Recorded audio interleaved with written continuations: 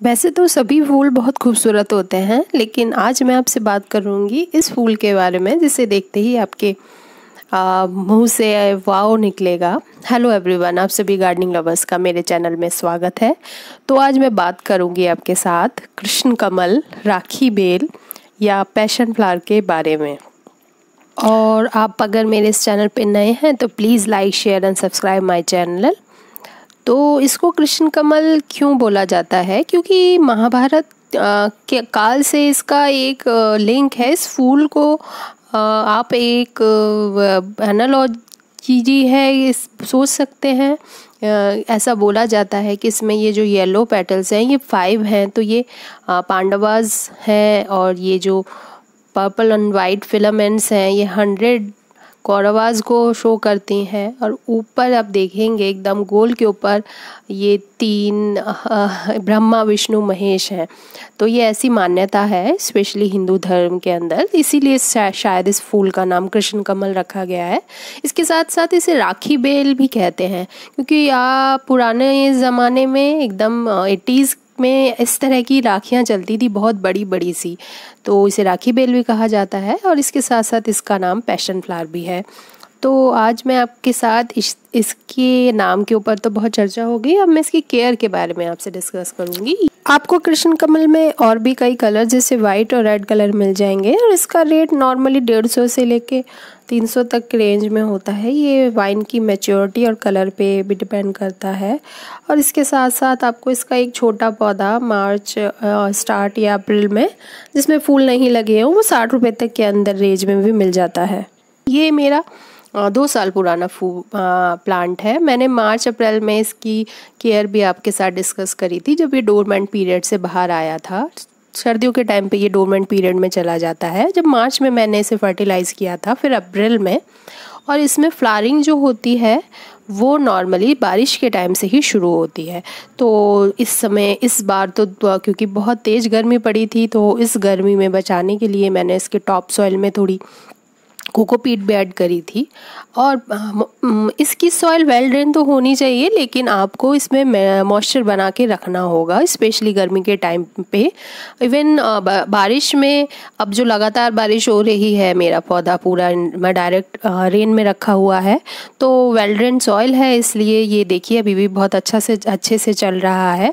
तो आपकी soil well drain होनी ही चाहिए। इस तरह के परमानेंट में मैं कभी भी पॉटिंग सॉइल मिक्स में कोकोपीट ऐड नहीं करती, क्योंकि फिर बारिश के टाइम पे, क्योंकि इसमें फ्लावरिंग होती है, तो उस समय थोड़ा प्रॉब्लम में आ सकता है आपका प्लांट। तो आप इसकी सॉइल मिक्स जब भी बनाएं, आप इसमें 30% आप कंपोस्ट दे सकते हैं, वो मॉइस्चर होल्ड करके रखता है। इसके साथ साथ आप 30% सैंड ऐड कर दीजिए और 40% सॉइल दे दीजिए। इससे कम ज़्यादा भी कर सकते हैं, ऐसा ज़रूरी नहीं है कि ये एकदम इसी तरह की सॉइल बनाएं। बस कोशिश ये होनी चाहिए कि आपकी जो पॉट है, क्योंकि हम इसे पॉट में लगा रहे हैं, तो उसमें पानी रुके ना।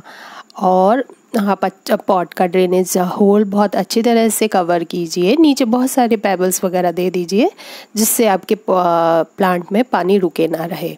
और गर्मियों में, क्योंकि ये गर्मियों के टाइम डोरमेंट पीरियड से बाहर आकर इसमें अच्छी ग्रोथ शुरू होती है, तो आप मार्च में से अच्छी तरह में कंपोस्ट दीजिए और इसका सॉइल का मॉइस्चर मेंटेन करके रखिए। तो मैं नॉर्मली गर्मियों के टाइम पे 3 टाइम्स में पानी देती थी, सुबह, दोपहर और शाम। कोशिश करती थी कि मेरी सॉइल ड्राई ना हो। अब बात करूंगी मैं इसके सनलाइट एक्सपोजर के बारे में। तो मैंने इसे जिस दीवार की तरफ लगाई हुई है अपनी ये बेल, ये ईस्ट फेसिंग है, तो और पीछे दीवार है, तो इसलिए पूरे दिन की धूप नहीं मिलती है। इससे दोपहर में 2 बजे के बाद से शाम तक की पूरी 6-7 बजे तक की, जो 6 बजे तक धूप रहती है, वो मिलती है। मतलब पूरे दिन के सनलाइट में ये है नहीं।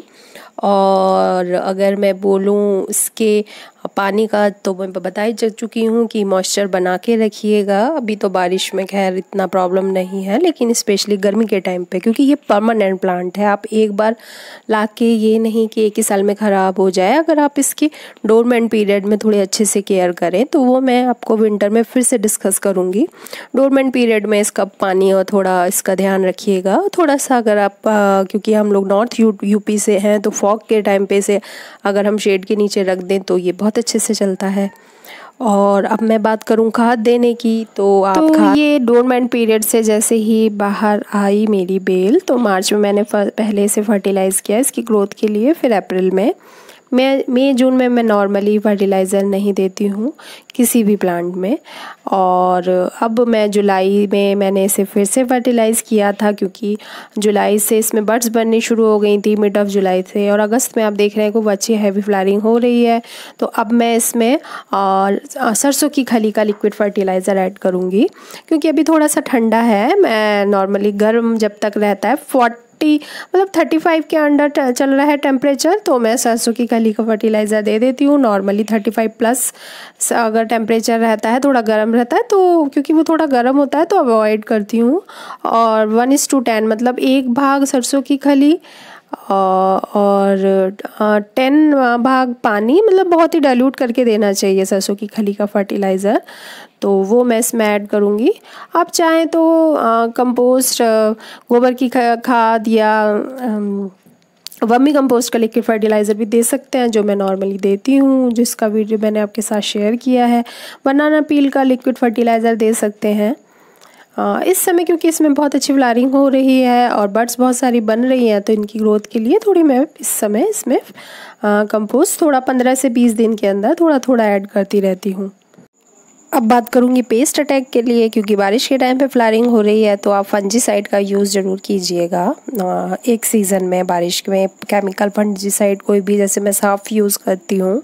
उसके बाद आप 15-20 दिन के अंदर हल्दी भी दे सकते हैं। और ऊपर आप इसके टॉप सॉइल की गुड़ाई वीकली रेगुलर करते रहिए, स्पेशली बारिश के टाइम पे।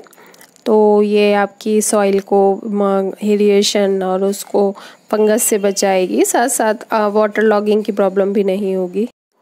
और पेस्ट कंट्रोल करने के लिए आप 1 लीटर पानी में ½ चम्मच as a precautionary neem oil देके उसका स्प्रे कर सकते हैं 15-20 दिन के अंदर, अगर कोई इन्फेस्टेशन नहीं है। अगर इन्फेस्टेशन है तो आप 1 लीटर पानी में 1 चम्मच नीम ऑयल दीजिएगा और फिर उस इन्फेस्टेशन के हिसाब से आप उसे ट्रीट कीजिएगा। उस इन्फेस्टेशन पे भी मेरी काफ़ी सारी वीडियोस हैं।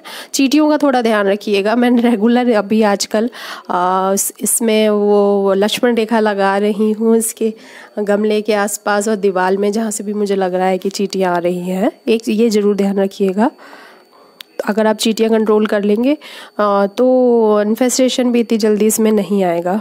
और हैवी फ्लावरिंग आपको चाहिए तो होपफुली आपने अपने प्लांट की पिंचिंग की होगी, जिससे इसमें मल्टीपल ब्रांचेस आए, तो उसी में फ्लावरिंग होगी। सिंगल ब्रांच में कोई आप केमिकल डाल के हैवी फ्लावर मतलब बहुत सारे ढेर सारे फूल नहीं ले सकते हैं। इसके साथ साथ आप अपने पौधे की डेड हेडिंग जरूर करते रहिए, जितने भी स्पेंट फ्लावर है। और बहुत ही बुरा लगता है कि इतना खूबसूरत फूल सिर्फ एक ही दिन के लिए खिलता है और रात होते ही ये मुरझा जाता है। तो आप डेड हेडिंग जरूर करते रहिए अपने पौधे में अच्छी फ्लावरिंग के लिए।